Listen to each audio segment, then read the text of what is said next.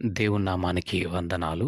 మీ అందరికీ గూడా దేవుని నామమున శుభములు తెలియజేస్తా ఉంటున్నాం. మీకు శుభము కలుగును గాక, సమాధానము కలుగును గాక.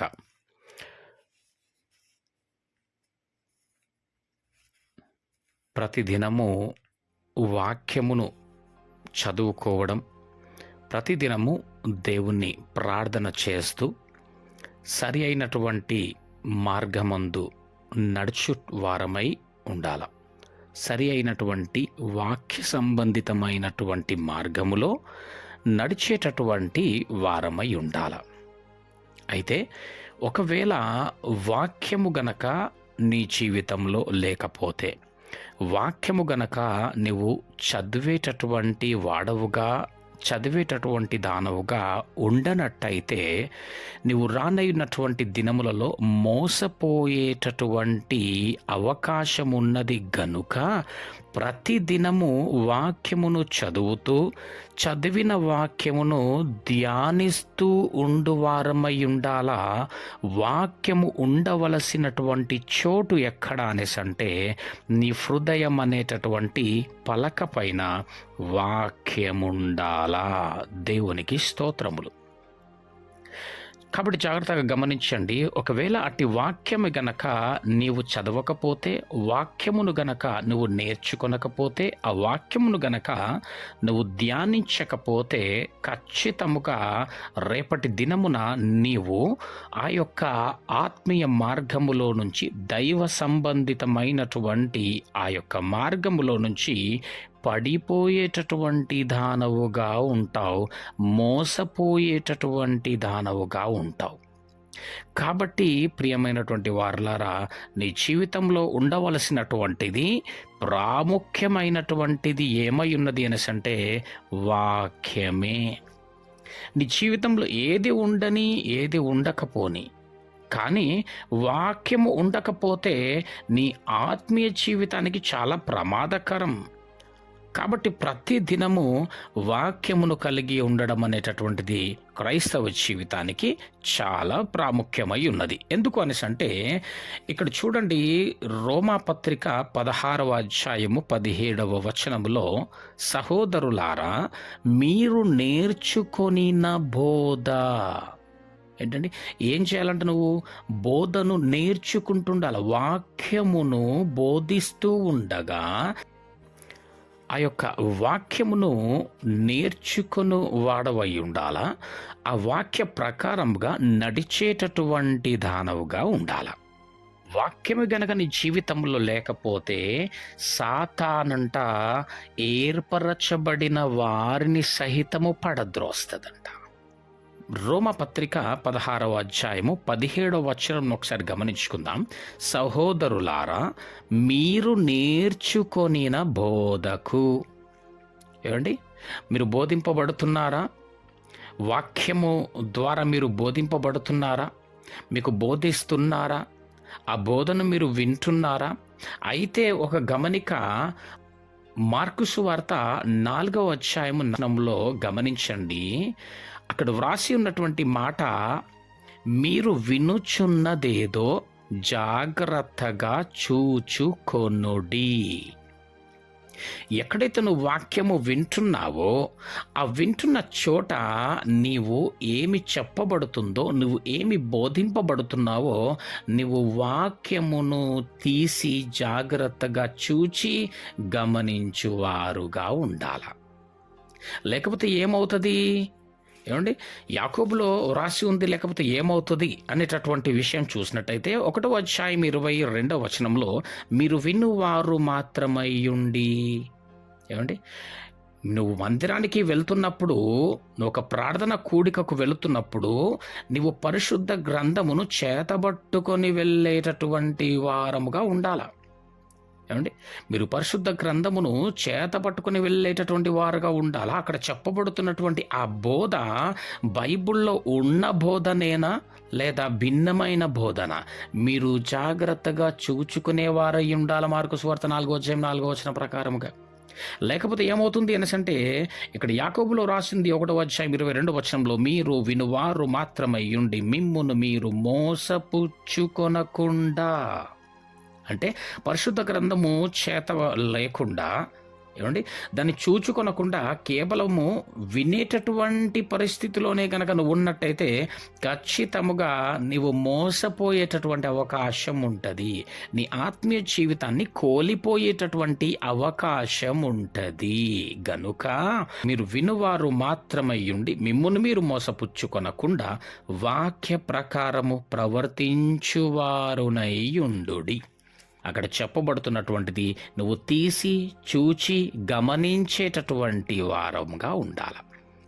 లేదు అనేసి అంటే చూడండి, ఇక్కడ సహోదరులారా, మీరు నేర్చుకొనిన బోధకు వ్యతిరేకముగా భేదములను ఆటంకములను కలుగజేయు వారిని కనిపెట్టియుండుడని మిమ్మును బతిమాలుకొనుచున్నాను. నువ్వు నేర్చుకున్నటువంటి బోధకు వ్యతిరేకమైనటువంటి భేదములను ఆటంకములను కలుగజేయు వారు ఉన్నారు. కాబట్టి నువ్వు వినేటటువంటి వాక్యం అది ఉన్న వాక్యమేనా, నువ్వు సరైనటువంటి వాక్యమే వింటున్నావా అనేటువంటి జాగ్రత్తగా చూచుకొని వినాలా. చూడండి, హైదరాబాద్ ప్రాంతంలో కూడా అందరికీ తెలిసినటువంటి విషయమే, అల్వాల్లో ఒక స్త్రీ నేనే క్రీస్తునని చెప్తా ఉంది.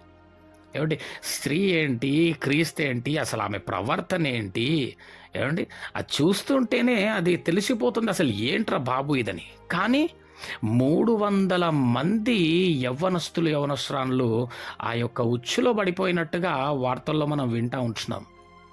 ఏమండి, నా కాళ్ళు మొక్కండి అనేసి అంటే వెళ్ళి కాళ్ళు మొక్కేసేస్తుంటున్నారు. ఆ గది నిండా మనుష్యులే ఆమెను పట్టుకొని ఏడుస్తుంటున్నారు. అంతేకాకుండా ఇంకా విచిత్రమైనటువంటి విషయం ఏంటంటే, ఆ రొట్టెని విరుచుకుంటూ నేనే కదా, నా శరీరమే కదా, మీ కొరకు చనిపోయిన ఈ నా శరీరమే కదా అని విరుస్తూ ఉంటుంటే అందరూ ఏడుస్తూ ఉన్నారు. ఎంత వెర్రివారండి, ఎంత మూర్ఖత్వం అండి. ఎక్కడి నుండి వచ్చింది ఈ నమ్మకము, ఎందుకు నమ్మాల్సి వచ్చింది వాళ్ళు? వాక్యము లేదు వాళ్ళలో. వారు వాక్యము చదువుతున్నటువంటి దాఖలాల్లో కనబడట్లే. ఏమండి, వారు వినుచున్నదేదో జాగ్రత్తగా చూచుకునేటటువంటి వారు కారు. అవునండి, వారు వినువారు మాత్రమై ఉన్నవారు. కాబట్టి వారికి వారుగా మోసపోయేటటువంటి పరిస్థితిలోన ఉన్నారు. ఏమండి, చాలా తేటగా చెప్తా ఉంది మత్తయి సువార్తలో 24వ అధ్యాయంలో కూడా 25వ వచనంలో, ఇదిగో ముందుగా నేను మీతో చెప్పి ఉన్నాను. ముందే చెప్పినాడంట దేవుడు. ఏమని చెప్పినాడు? కాబట్టి ఎవరైనాను ఇదిగో అరణ్యములో ఉన్నాడని మీతో చెప్పినను వెళ్ళకుడి, ఇదిగో లోపల గదిలో ఉన్నాడని చెప్పినను నమ్మకుడి.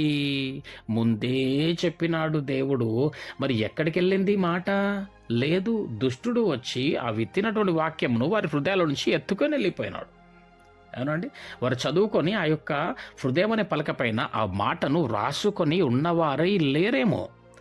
గనుకనే ఈ యొక్క సమయమందు వాక్యం సెలవిస్తూ ఉంది, నువ్వు వినుచున్నదేదో జాగ్రత్తగా చూసుకోవాలా. ఎందుకు అనేసి అంటే భేదములను కలిగించేటటువంటి, ఆటంకములను కలిగించేటటువంటి, అభ్యంతరపరిచేటటువంటి బోధలుంటాయి.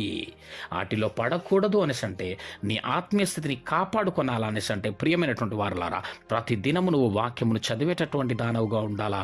వాక్యము చెబుతూ ఉండగా, ఏమండి, నువ్వు ఎక్కడైతే వాక్యము వింటూ ఉంటున్నావో బోధకుల ద్వారా, నీవు నీ చేతిలో ఉన్నటువంటి ఆ యొక్క పరిశుద్ధ గ్రంథమును తీసి ఉన్నదే చెప్పుతున్నారా లేదా తీసి గమనించేటటువంటి వారముగా ఉండాలా. వినువారు మాత్రమై ఉండకూడదు. ఏ విధమైనటువంటి వారమై ఉండాలా?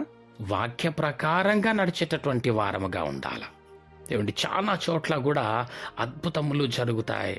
ఏమండి, దేవుడు నీకు మహిమ కిరీటం ఇచ్చేస్తున్నాడు, ఇంకా నువ్వు ఇంకా ఆశీర్వదింపబడబోతున్నావు అని కేవలము ఆశీర్వాదములకు సంబంధమైనటువంటి బోధనే ఉంటుంది ఇంకా అక్కడ.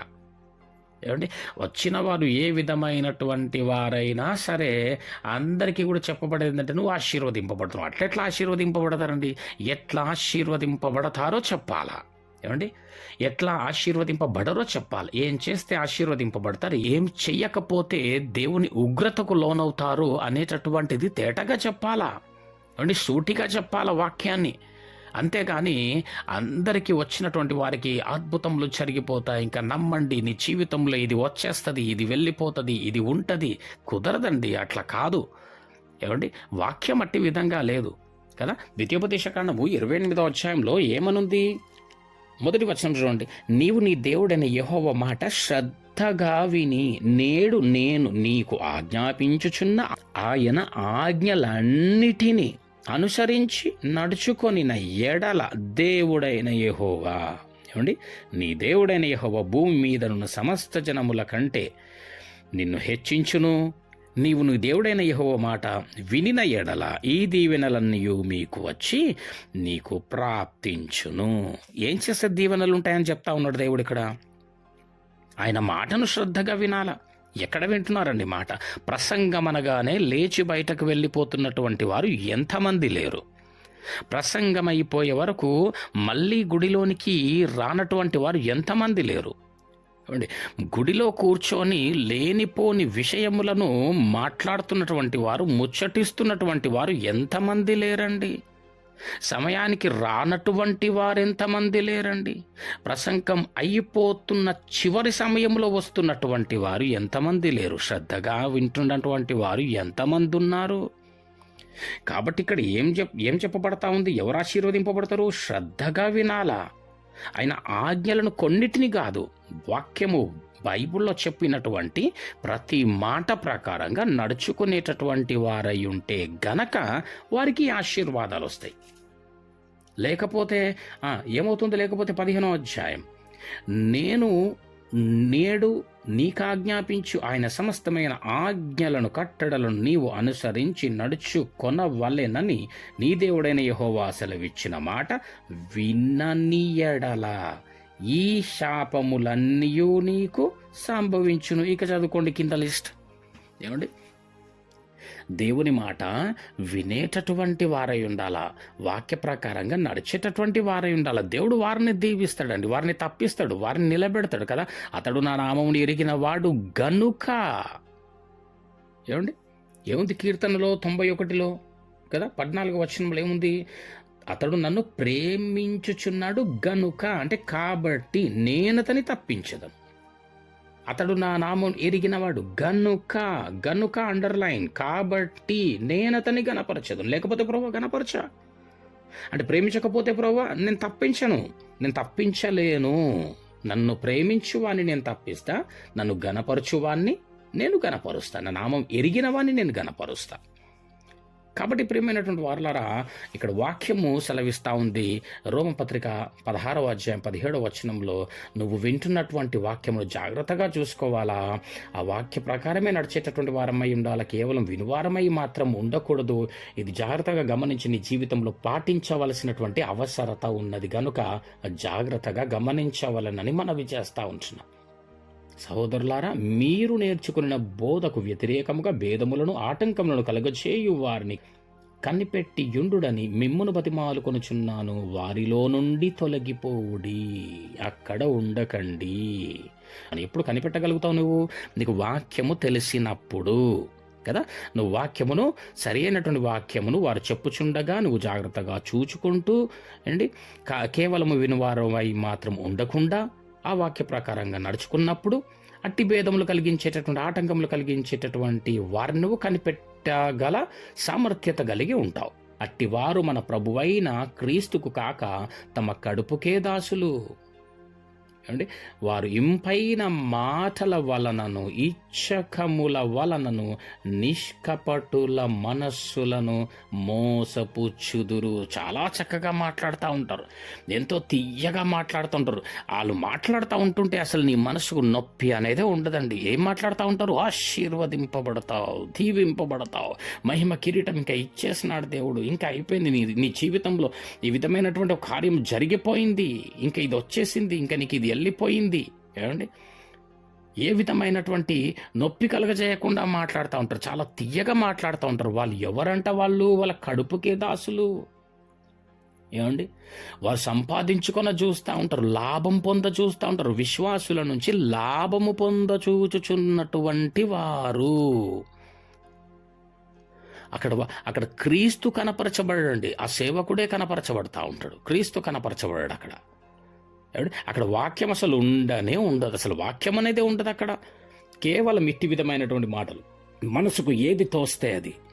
అట్లా చెప్పుకుంటూ విశ్వాసులను, ఆ నిష్కపటులైనటువంటి వారి మనస్సులనంట మోసపుచ్చుతూ ఉంటారంట. కాబట్టి 19వ వచనంలో కూడా చూసినట్టయితే, మీ విధేయత అందరికీ ప్రచురమైనది గనుక మిమ్మును గూర్చి సంతోషించుచున్నాను. మీరు మేలు విషయమై జ్ఞానులును. మేలు విషయంలో ఎట్లుండాలంట? జ్ఞానం కలిగి ఉండాలా. కీడు విషయమై నిష్కపటులునై ఉండవలనని కోరుచున్నాను. ఇటు విధంగా ఏది సరి అయినటువంటి బోధ, ఏది సరి అయినటువంటి బోధ కాదు, ఏది సరి అయినటువంటి వాక్యము, ఏది సరి అయినటువంటి వాక్యము కాదు అనేటటువంటి మీరు గమనిస్తూ, గ్రహిస్తూ ఆ యొక్క సాతాను ఆ తంత్రముల్లో నుంచి గనక మీరు తప్పించుకుంటూ మీరు వచ్చినట్టయితే, వాక్యం పైన ఆధారపడి ఉన్నట్టయితే, సత్యమును మీరు గ్రహించి ఉన్నటువంటి వారైతే దేవుడు ఏం చేస్తాడు అనేసి అంటే 20వ వచనం ప్రకారంగా, సమాధానకర్తయగు దేవుడు సాతానును మీ కాళ్ళ క్రింద శీఘ్రముగా చితక త్రొక్కించును. అట్టి వారికి సాతాను పైన దేవుడు విజయమునను గ్రహిస్తాడు. దేవునికి స్తోత్రములు. ఎట్టివారి పైన సాతాను పైన విజయం అనుగ్రహిస్తాడండి? సరి అయినటువంటి ఆ వాక్యమును మీరు చదువుకుంటూ, సత్యముని మీరు గ్రహించి, సత్యమైనటువంటి మార్గంలో మీరు నిలబడి, ఇతర ఏ విధమైనటువంటి తప్పుడు మాటలు, తప్పుడు బోధలు వినబడినా కానీ, మీకు ఎదురైనా కానీ, వాటన్నిటిని గమనించి, గ్రహించి, తప్పించుకొని మీరు తిన్ననైనటువంటి ఆ మార్గంలో గనక మీరు నడిచినట్టయితే, మీరు సత్యమును గ్రహించినటువంటి వారైతే, వారికి దేవుడు ఏం చేస్తాడంట? సాతాను పైన విజయమును కలుగజేస్తాడు. దేవుని నామానికి స్తోత్రములు. గనుక ఇటు విధంగా ప్రతి దినము వాక్యము చదువుకుంటూ, సత్యమును గ్రహించి, గమనించి, సత్యములో నిలబడి, ఆ సత్యము మిమ్మల్ని ఏం చేస్తుంది అనేసి అంటే స్వతంత్రులుగా చేస్తుంది. ఈ కొద్ది వాక్యం ద్వారా మీకు కావలసినటువంటి మెండైనటువంటి దేవుని యొక్క దీవెన, తన కృప మెండుగా మీకు అనుగ్రహింపబడును గాక. ఆమెన్.